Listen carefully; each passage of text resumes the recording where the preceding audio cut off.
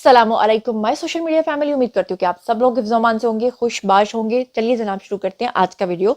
लेकिन उससे पहले मैं आपको आज का रनडाउन बता दूं। तो सबसे पहले मैं आपको बताऊं कि हमजा शहबाज को जूता मारा गया, जूता मारने वाला मुलजिम कौन निकला और उसके बारे में खबरें आ रही हैं कि उसका इंतकाल हो गया है क्योंकि हजूम ने उसके ऊपर बहुत तशद्दुद किया। इसके बारे में हम बात करेंगे। मियाँ मोहम्मद नवाज शरीफ ने इमरान खान का एक शर्मनाक खुफिया राज बता दिया।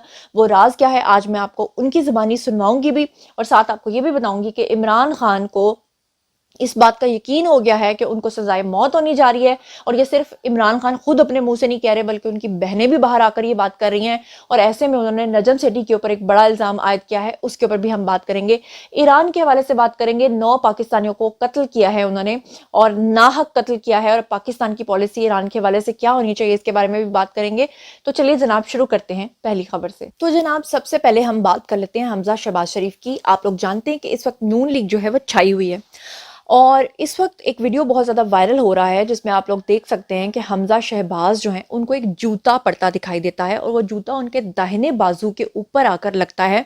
हालांकि जो निशाना साधने वाला होता है वो एग्जैक्ट उनके चेहरे पर, या उसका जो निशाना है वो उनके सर के ऊपर होता है। और ये एक ही हफ्ते के अंदर 2 वाकयात हुए हैं, जिसमें इससे पहले भी नून लीग के एक रहनुमा है और वो बुजुर्ग रहनुमा है, उनके सर के ऊपर भी जूता मारा गया, उनके सर के ऊपर भी एक बॉल मारा गया, एक पत्थर मारा गया। उसकी क्या तफसीलात हैं वो तो मैं आपको बाद में बताती हूँ, लेकिन पहले जरा हमजा शहबाज के बारे में आपको मैं तफसीलात से आगाह कर दूं। अब होता क्या है कि हमजा शहबाज को जब जूता मारा जाता है तो हमजा शहबाज जो हैं ना तो वो खौफजदा होते हैं, ना वो ज़्यादा घबराते हैं, और वो अपनी बात को भी जारी रखते हैं। लेकिन वहाँ जो हजूम होता है वो उस शख्स को पकड़ लेता है। अब इसकी जो तफसीलात है मैं उसके बारे में आपको बताती हूँ कि दरअसल मुस्लिम लीग नून के मरकजी जो रहनुमा है हमजा शहबाज, उनकी लाहौर के अंदर एक इंतखाबी रैली थी जिसके दौरान ये वाक़या पेश आया। तफसीलात के मुताबिक आपको बता दूं कि वजीर आला पंजाब और हल्का NA 118 से नून लीगी उम्मीदवार हमजा शहबाज जो हैं उनकी बेसिकली इंतखाबी रैली थी। और ये इलाका जो है ये अंदरून लाहौर का इलाका है, और मैं आपको ये बता दूं कि अंदरून का जो इलाका है लाहौर का, यहाँ के लोग बहुत ही सुलझे हुए होते हैं। खासतौर पे अगर खवातीन यहाँ पर आ जाएं रात के 2 बजे भी तो कोई किसी खातून के ऊपर जुमला नहीं कसता। यानी इस हद तक सिविलाइज्ड किस्म के लोग हैं, क्योंकि फॉरेनर्स तक भी आते हैं, व्लॉगर्स तक भी आते हैं, तो वो यहाँ पर आकर अपनी कवरेज कर रहे होते हैं। तमाम दुकानदार आराम से अपना काम कर रहे होते हैं, और वहाँ के रहने वाले लोग बहुत ही शाइस्ता और शुस्ता मिजाज के लोग हैं। ये जो बदतमीज किस्म के लोग वहां पर आते हैं बदतमीजी करने के लिए, ये जलसों के अंदर जो है वो प्लांट किए गए होते हैं और उनको टारगेट्स दिए गए होते हैं कि आपने ये सब कुछ करना है। अब मैं आपको बताऊं कि इस मौके के ऊपर एक शख्स जो है वो जूता उछालता है, और उसके बाद वीडियो के अंदर आप देख सकते हैं कि वहां पे जो हजूम होता है वो उस शख्स को वहां पे पकड़ लेता है। पकड़ने के बाद उस बंदे को जोर जोर से वहां पर लोग थप्पड़, घूंसे, लाते जो है वो मारना शुरू कर देते हैं, और उसके ऊपर तशद्दुद शुरू हो जाता है। और फिर उसके बाद क्या होता है, उसके बाद ये होता है कि उसको घसीट कर वहां से ले जाया जाता है कमरे की तरफ। इसके ऊपर PTI वालों ने आजकल ये प्रोपेगेंडा चलाया है कि वो ये कह रहे हैं कि उस शख्स को वहां उस कमरे के अंदर ले जाकर शदीद तशद्दुद का निशाना बनाकर उसको मार दिया गया। ये जो प्रोपेगेंडा है ये इनका आज का नहीं है, ये इससे पहले भी प्रोपेगेंडा करते रहे हैं। तो मैं आपको तफसीलात से आगाह कर दूं कि उस शख्स की मौत नहीं हुई वहां पर, बल्कि उसको उस कमरे के अंदर इसलिए ले जाया गया था क्योंकि वहां पर बहुत बड़ा क्राउड था, बहुत ज्यादा लोग थे। और अगर वो इसी तरीके से उस शख्स को मारते रहते तो शायद हो सकता था कि उसकी मौत हो जाती, इसलिए उसकी सेफ्टी के लिए उसको उस कमरे के अंदर ले जाया गया। मैं आपको याद दिलाना चाहती हूँ, आपको याद होगा एहसन इकबाल मोटरवे के ऊपर सफर कर रहे थे जिस वक्त वो मैकडॉनल्ड के अंदर कुछ खाने के लिए गए थे, और वहां पर एक फैमिली ने, जो कि यूथिया फैमिली थी, उन्होंने इंतहाई बदतमीजी की थी और नारे कसे थे एहसन इकबाल के ऊपर। लेकिन अच्छी बात यह है कि बाद में उनको इस चीज का एहसास हुआ और वो फैमिली बकायदा तौर पे एहसन इकबाल के घर माफी मांगने के लिए गई थी। शायद उनके अंदर यूथिया वाला वायरस अभी पूरी तरह से सरायत नहीं किया था, इसलिए उनको एहसास हो गया था कि उन्होंने गलत किया था। और आपको यह भी याद होगा कि उसके बाद जब उस फैमिली ने एहसन इकबाल से माफी मांगी थी तो उस वक्त PTI ने प्रोपेगेंडा करके ये कहा था कि उनसे माफी मंगवाई गई है, उनको जदोकोप करके। और इसी तरह आपको याद होगा कि मियां मोहम्मद नवाज शरीफ लंदन के अंदर थे और एक कॉफी शॉप के अंदर वो थे, एक रेस्टोरेंट के अंदर वो थे, जिस वक्त 10 लड़कों का मॉब उनके पास आया था, और उन्होंने आकर मियां साहब के साथ ना सिर्फ बदकलामी की थी बल्कि मियां साहब की गाड़ी के ऊपर अपनी कॉफी जो है वो जोर से फेंकी थी ताकि उनकी गाड़ी भी गंदी हो जाए, एक तजहीक की थी। आपको ये भी याद होगा कि मरियम औरंगजेब के साथ भी यही बदतमीजी उन्होंने लंदन की सड़कों के ऊपर की थी। और आपको ये भी याद होगा कि इन्होंने मस्जिद नबवी को भी नहीं बख्शा था وہاں پر بھی انہوں نے گندے جملے کسے تھے, اور غار ہرا کو بھی انہوں نے معاف نہیں کیا تھا, وہاں پر بھی جا کے انہوں نے پی ٹی آئی زندہ باد لکھ دیا تھا. اور آپ کو یہ بھی یاد ہوگا کہ دوران حج بھی ان کے جو حاجی وہاں پر گئے تھے, اللہ معاف کرے, ایسے وہ منافق تھے کہ وہ اللہ کا گھر ہے, وہاں پہ آپ کسی پولیٹیکل پارٹی کے لیے نہیں گئے, وہاں پر آپ صرف اللہ کی خاطر, اس کی عبادت کی خاطر گئے. انہوں نے وہاں پر بھی پی ٹی آئی کا جھنڈا اٹھا لیا تھا. تو جناب علی, اس طرح کے گندے لوگ ہیں, اور اتنے گندے لوگ ہیں, اتنے غلیظ لوگ ہیں کہ وہ خانہ کعبہ جہاں پر پہلی نظر پڑتے ہی لوگ دعائیں مانگتے ہیں, یہ وہاں پر اپنی ویڈیوز پبلک کر رہے ہوتے ہیں اور بد دعائیں دے رہے ہوتے ہیں, جبکہ وہ جگہ بد دعاؤں کی نہیں بلکہ صرف دعاؤں کی, اور اپنے گناہوں کو انسان معاف کروا لے, وہاں جا کر اتنا ہی بہت ہوتا ہے. اب میں آپ کو بتاؤں, یہ واقعہ جو ہے یہ دوسری بار پیش آیا ہے, یعنی کہ یہ واقعہ پہلی بار نہیں ہوا. آپ کو یاد ہوگا کہ پچھلی بار الیکشن کیمپین کے اندر انہوں نے خواجہ آصف کے اوپر جو ہے وہ سیاہی پھینکوائی تھی. آپ کو یاد ہوگا انہوں نے میاں محمد نواز شریف کے اوپر بھی جوتا پھینکوایا تھا. آپ کو یاد ہوگا کہ انہوں نے احسن اقبال کو بھی گولی مروائی تھی, اور اس کے باوجود یہ خود کو مظلوم ثابت کرنے کی کوشش کرتے ہیں. اور آپ کو یہ بھی یاد ہوگا کہ ابرار الحق نے جب اپنا اعلان کیا تھا کہ وہ پارٹی چھوڑ رہے ہیں اور اب ان کا پی ٹی آئی سے کوئی تعلق نہیں ہے, تو جیسے ہی انہوں نے اعلان کیا تھا تو اگلے دن ابرار الحق جا پہنچے تھے لندن کے اندر اپنا کانسرٹ کرنے کے لیے.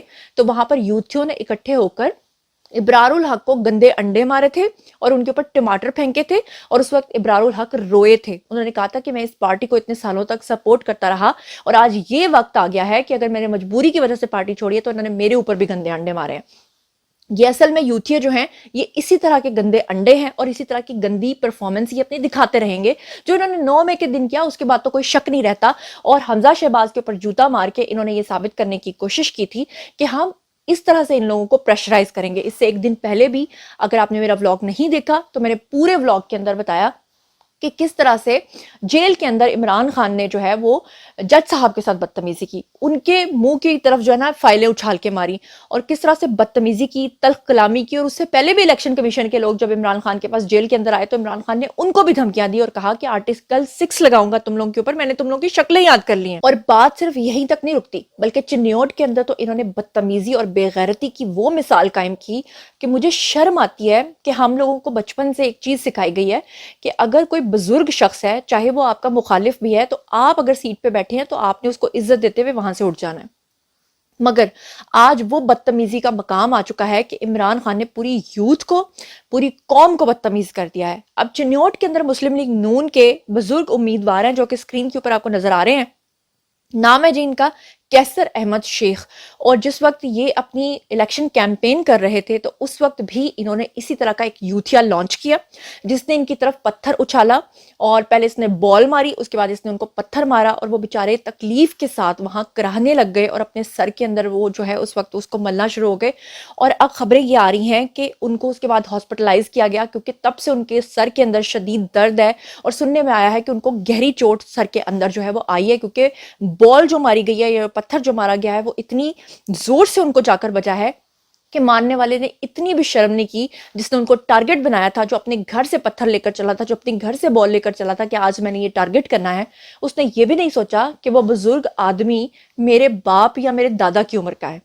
مگر وہی بات ہے کہ عمران خان نے جہاں پر قوم کو یہ سکھایا کہ اگر آپ کو بل زیادہ آ جائے تو بل پھاڑ دو, آپ لوگ جو ہے نا وہ سپریم کورٹ کے اوپر شلواریں لٹکا دو, اور آپ لوگ جو ہے کور کمانڈر ہاؤس کو جلا دو, تو وہ انسان کیسے کسی انسان کے بارے میں یا انسانیت کا درس دے سکتا ہے, اور اس کے فالوورز کیسے انسانیت کا درس جو ہے وہ دے سکتے ہیں. اچھا, بات صرف یہیں تک نہیں رکتی, بلکہ خان صاحب کا دماغ اتنا خراب ہو چکا ہے کہ انہوں نے جو نجم سیٹھی ہیں ان کے اوپر بھی الزام لگا دیا. یعنی کہ جیل کے اندر بیٹھ کر نجم سیٹھی کے لیے بھی سٹیٹمنٹس جاری کی جا رہی ہیں, اور نجم سیٹھی سے بھی ان کی ناراضی چل رہی ہے. اس کے اوپر نجم سیٹھی نے اپنے پروگرام میں بیٹھ کے جو ہے وہ اپنا رد عمل دیا, جیسے کہ میں نے آپ کو بتایا کہ اس وقت علیمہ آنٹی اور سلائی مشینوں والی بار بار یہ کیمپین کر رہی ہیں کہ عمران خان کو سزائے موت ہونے والی ہے, عمران خان کو سزائے موت ہونے والی ہے.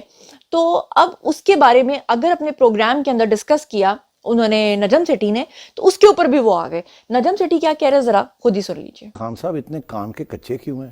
کسی نے جا کے ان کو کہہ دیا کہ سیٹھی یہ کہہ رہا ہے کہ 5 تاریخ کو آپ کی کنوکشن ہو جائے گی, اور انہوں نے فوراً یقین کر لیا. میرا خیال ہے یہ پرانا پرابلم ہے خان صاحب کا. اڑتی کوئی بھی چیز آئے نا ان کو تو وہ اس کو لے کے بیٹھ جاتے ہیں, کوئی چیک ویک نہیں کرتے. بائی دی وے یہ پی ٹی آئی کے اندر یہ کلچر بھی ایسے ہی ہے کہ اگر وہ اچھی بات لگتی ہے ان کو کسی کی دھجیاں اڑانے کے لیے تو وہ شروع ہو جاتے ہیں.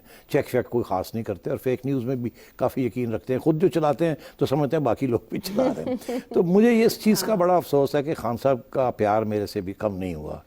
میں آپ کو بتاؤں, یہ جہاں بھی ان کو موقع ملتا ہے نا تو یہ مجھے یاد کرتے ہیں. اچھا, اب نجم سیٹھی کی کہانی تو آپ نے سن لی ہے. اب آپ کو میں سنواتی ہوں میاں محمد نواز شریف کی کہانی. آپ کو یاد ہوگا کہ میاں محمد نواز شریف کے اوپر انہوں نے جو 35 پنکچروں والا الزام لگایا تھا, اور عمران خان جو ہیں وہ روٹ کے اپنے گھر پہ بیٹھ گئے تھے, اور اس وقت وزیر اعظم تھے میاں محمد نواز شریف. تو نواز شریف صاحب جو ہیں انہوں نے خود عمران خان کے گھر وہ چل کے گئے تھے بنی گالہ میں, آپ کو یاد ہوگا. اس پہ میاں محمد نواز شریف جو ہیں انہوں نے کہا کہ جو جج ناصر الملک ہیں انہوں نے فیصلہ دیا ہے کہ فری اینڈ فیئر الیکشنز ہوئے ہیں, پھر آپ پھڈا ڈال کے کیوں بیٹھ گئے. تو اس پہ خان صاحب جو تھے انہوں نے کیا فرمائش کی میاں محمد نواز شریف سے, یعنی کہا کہ ٹھیک ہے جی پھڈا میں ختم کر دوں گا, لیکن ایک شرط ہے. اور وہ شرط کیا ہے؟ شرط یہ ہے کہ اسلام آباد سے لے کر بنی گالہ تک کا جو راستہ ہے اس کے درمیان میں, کیونکہ وہ پہاڑی سا ہلی سا ایریا ہے, تو وہاں تک سڑک بنا دیں. یعنی ایک سڑک بنانے کے لیے اتنا, جسے کہتے ہیں نا, ڈھونگ رچایا عمران خان نے, اتنی گندگی مچائی عمران خان نے. میں چاہتی ہوں کہ آپ میاں محمد نواز شریف کی زبانی ذرا یہ پورا واقعہ سنیں. سپریم کورٹ کے چیف جسٹس جو کہ بہترین چیف جسٹس تھے, میں دل سے ان کی بہت عزت کرتا ہوں. انہوں نے ناصر الملک, اور انہوں نے یہ فیصلہ سنایا کہ کوئی 35 پنکچر والی کام بات نہیں ہے, کچھ نہیں ہے, سب الیکشن فیئر ہوئے ہیں. اور میں جا رہا ہوں بھائی آپ کے پاس وہاں پہ بنی گالہ میں, بطور وزیر اعظم بنی گالہ جا رہا ہوں, آپ کے ساتھ آپ کے گھر میں جا رہا ہوں. میں یہ بھی کہہ سکتا کہ میں نہیں آتا, آپ آئیں.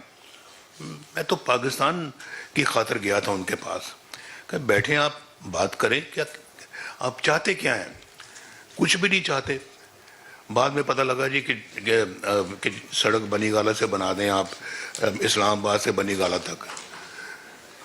ہم نے بنا دی سڑک وہ.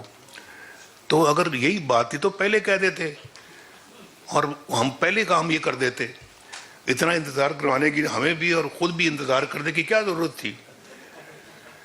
تو مجھے بھی بلانے کی کیا ضرورت تھی. یہ کام پہلے ہی ہو سکتا تھا. جی تو جناب آپ نے سن لیا, اس کے بعد کیا الفاظ رہ جاتے ہیں اور کیا کہانیاں رہ جاتی ہیں. عمران خان کتنے گرے ہوئے ہو سکتے ہیں, اس کا اندازہ آپ نے ریحام خان کی کتاب سے لگایا, لیکن کچھ لوگوں کو یقین نہیں آیا. پھر اس کا اندازہ آپ لوگوں نے دیکھا کہ حاضرہ خان نے اپنی کتاب میں لگایا, اس میں تو کتوں کو نہیں چھوڑا گیا, ریحام خان کی کتاب میں خواجہ سراؤں کو نہیں چھوڑا گیا. لیکن پھر بھی کچھ لوگوں کو شاید ابھی بھی کسر باقی ہے, ان کو قیامت تک بھی یقین نہیں آنا, کیونکہ جتنے ثبوت آج تک ہم دے چکے ہیں اس کے بعد تو کوئی بات رہ نہیں جاتی پیچھے. اور جاتے جاتے آپ کو 2 خبریں دے دوں. ایک خبر یہ ہے کہ یہ جی ایک اینکر پرسن ہے جو اسکرین کے اوپر آپ اس وقت دیکھ رہے ہیں, ان کا نام ہے جی ارم چودھری. ان کا انتقال ہو گیا ہے, انا للہ و انا الیہ راجعون.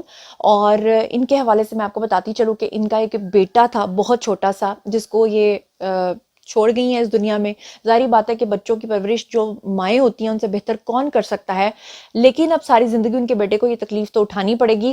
اور بتایا جا رہا ہے کہ بہت سارے لوگوں کو یہ تو پتا چلا ہے کہ ان کی ڈیتھ ہوئی ہے, لیکن ڈیتھ کی کاز آف ڈیتھ کیا تھی, تو وہ میں آپ کو بتا دوں کہ ان کو کافی عرصے سے کینسر تھا, لیکن ان کو لگتا تھا کہ وہ ٹھیک ہو جائیں گی. اور اب عین جس وقت ان کی ڈیتھ ہوئی اور کال کی گئی ان کے چینل کی طرف سے کہ آپ کو پروگرام کرنا ہے آج شام کا, تو آگے سے جو خبر آئی وہ یہ تھی کہ ان کا انتقال ہو گیا ہے. تو ایک مرتبہ ان کے لیے فاتحہ جو ہے وہ پڑھ دیجیے گا. اور دوسری طرف آپ کو بتاؤں کہ ایران جو ہے وہ باز نہیں آ رہا اپنی حرکات سے. اور آپ کو پتا ہے کہ پچھلے دنوں ایران نے پاکستان کے اوپر حملہ کیا, اور پھر آپ نے دیکھا کہ کس طرح سے پاکستان نے اپنا سفیر واپس بلایا. پھر آپ نے دیکھا کہ کس طرح سے پاکستان نے جوابی وار کیا, جوابی حملہ کیا, جواب دیا, اور جواب دینے کے بعد انہوں نے معافی مانگ لی. اور اس کے بعد دونوں ممالک کے بیچ میں جو ہے معاملات ٹھیک ہو گئے, کیونکہ پاکستان نے کہا کہ انڈیا کے ساتھ ٹریٹ کرنا ہمارا الگ سے ہوگا, لیکن ایران ہمارا برادر ملک ہے. لیکن اس برادر ملک نے ایک مرتبہ پھر پاکستان کی پیٹھ میں چھرا گھونپا ہے, اور انہوں نے کیا ہے, 9 پاکستانیوں کا ایران کے اندر قتل کر دیا ہے, جس کے اوپر پاکستانی سفیر کا سخت رد عمل آیا ہے. لیکن ایران کو یہ چیز سمجھنی پڑے گی, ادروائز پاکستان کو ایران کے ساتھ بالکل اسی طرح سے ڈیل کرنا پڑے گا جس طرح کلبھوشن کے ساتھ کیا ہے, ابھینندن کے ساتھ کیا ہے, انڈیا کے ساتھ کیا ہے. اور ایران یہ کس کی ایما پر کر رہا ہے, اس کے بارے میں آپ کو کیا لگتا ہے, آپ نے کامنٹ سیکشن میں آ کے مجھے ضرور بتانا ہے. تو جناب یہ تھا آج کا ویڈیو. آئی ہوپ کہ آپ کو پسند آیا ہوگا. واریہ جی آپ لوگوں کی آئی کمنٹ سیکشن میں اور یہ بتائیے کہ ان تمام خبروں کے بارے میں آپ کا کیا سوچنا اور سمجھنا ہے. جو کچھ بھی آپ سوچتے سمجھتے ہیں شیئر کیجیے. پرسنلی جواب دوں گی. مزید خبریں، ولاگز، انٹرویوز اور سیاسی تجزیے جاننے کے لیے میرے ساتھ کنیکٹڈ رہنا ہرگز مت بھولیے گا. چینل کو سبسکرائب کر لیجیے گا. اپنا بہت خیال رکھیے گا. اللہ نگہبان.